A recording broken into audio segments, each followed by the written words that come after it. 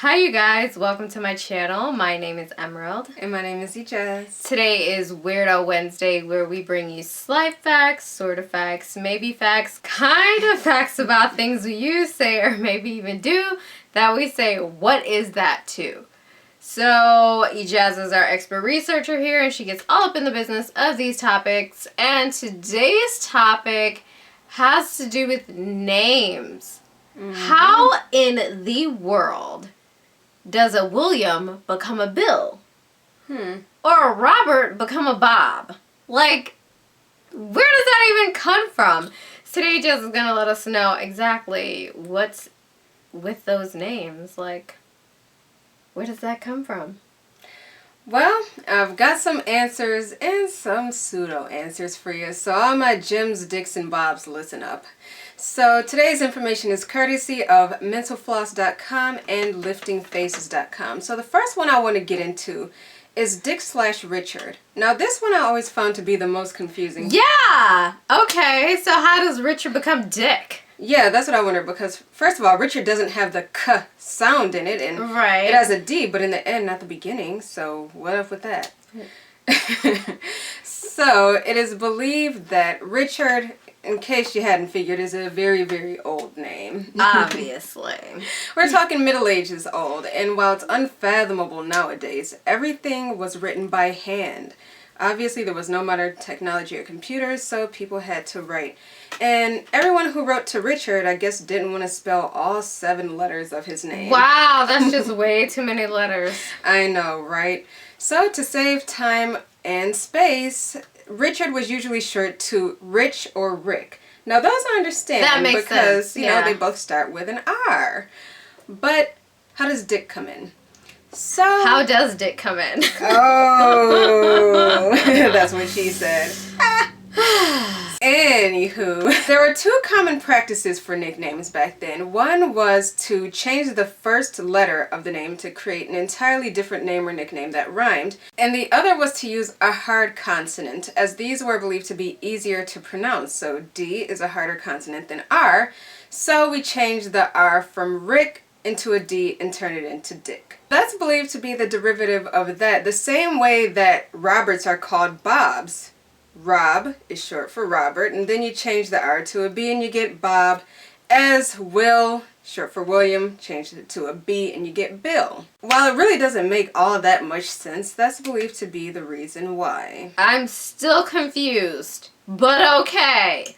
Yeah, and another theory, which is kind of weird, I don't know how true this is, it's believed that the Normans just didn't like pronouncing R's. So this is why they prefer to say Dick instead of Rick. Who are the Normans?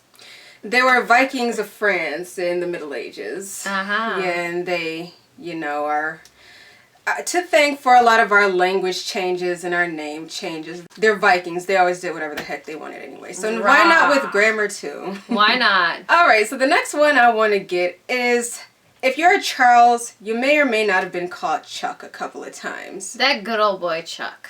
Oh yeah. So what of Chuck? There's not even a U in Charles. No, there isn't.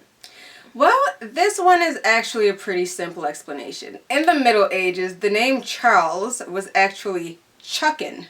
Chuckin'? Yeah, Chukken. So, it started off as Chuckin', then became Charles, and that's how it became Chuck? Exactly. Okay. Because possibly the original name was just Chuck, Chuk, but the suffix kin was added to the end of a lot of names, and it means little. So Chuckin may have been little Ken, as in Ken's son, or maybe just a really short guy named Chuck. Oh, okay. But either way, Charles did indeed derive from Chuckin, so that is why Chuck is short for Charles. Or maybe not short since they're both one syllable, but what's a common nickname for Charles? Right. This is also believed to be the reason why some Johns are called Jack. John was derived from Jenkin, actually. Whose name was Jenkin? Just your first name Jenkin? You don't even need a last name if your first name Jenkin? No, you really don't. Okay. So we started off as Jenkin, and then Jenkin somehow became Jackin. Jackin'. And Jackin became somehow John. So that's why Johns are sometimes Jacks And this is also why Henrys are sometimes Hanks, because Henry came from Hankin. Wow. These are some interesting names. Yeah. Hankin and Jankin and Jackin and Chuckin. Chuckin. Call me weird, but I actually like Chuckin. You like Chuckin. I do. Wow. Okay. Another one that I find to be interesting, Jim from James. Right. So, once again, there's not even an I in James. How do we get Jim? Well, I don't know for sure. But there is a theory which may just explain it. I think this might actually be reasonable. But don't take it to heart. I did get it from answers.com. Sorry. But it's believed that Jim was simply the pronunciation of James in Old English or Anglican. Example, the Thames River in England. It is pronounced the way it is, yet its spelling is very similar to James. Now, maybe I'm just a little not up to date or knowledgeable of these things, but I always thought it was the Thames River because of the way it's spelled. But it's not Thames, it's so Thames. It's not Thames, it's Thames, and Yes. that's how James becomes Jim? Exactly, that's believed to be the derivative. Wait, okay. Never mind, I'm not even going to try to process this. Keep going. Yeah, I have no idea either. These language changes, they just give you different vowel sounds and consonant sounds. And when you combine these languages from all over the world, and you get these entirely new names, weird stuff happens and you get nicknames that are just completely unexplainable. Completely unexplainable to me. Yep, those are mysteries solved between common men's nicknames. But just for fun, here's another little tidbit for you. So it's easy to see why Nick is a common nickname for Nicholas. Yeah. But what does Nick stand for in nickname? What is it, a Nicholas name? Like, what is that about? I've never thought about that. That's a good point. What is Nick and nickname? Well, according to one of my favorite websites, etymonline.com, the online etymology dictionary, nickname dates back to the 13th century, and it actually is derived from name. And "ek" means additional or extra, so nickname literally means additional name. Wow, that's really cool. It is. How "ek" turned into Nick, I have no idea. I have no idea. Is "ek" a word or does "ek" come from something? "Ek" is the actual word that meant additional. Oh, okay. Cool.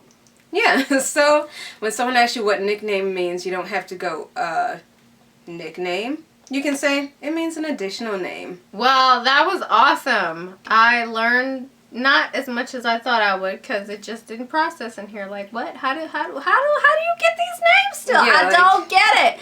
But it was very fascinating to hear some of the possible history of how these names became these names. Oh, yeah. Alright, you guys, we're going to get into the next portion of this Weirdo Wednesday, which is the joke of the day. E-Jazz creates them. We laugh at her, with her, or at her, as long as we are laughing. So, what is the joke for this Weirdo Wednesday? Alright, here's a little funny for you. What do you call a little bird on your plate? Chicken. Yeah, it actually is chicken. Get it? Because chick, you can say chick is a bird, and then ken, as we learned the suffix ken means little, so a little bird on your plate. Could you eat chicken? Oh, chicken, because no, that wasn't good. Well, good thing we don't expect these jokes to be funny. We just expect them to be silly and fun. So, yeah, hopefully they give you a little chuckin' or a chuckle. Yeah. I'll stop. Work on that. Alright, you guys. Thank you so much for checking out this Weirdo Wednesday. We do this to get you over the hump of the week. And we will see you later for more Weirdo Wednesday. Keep it weird.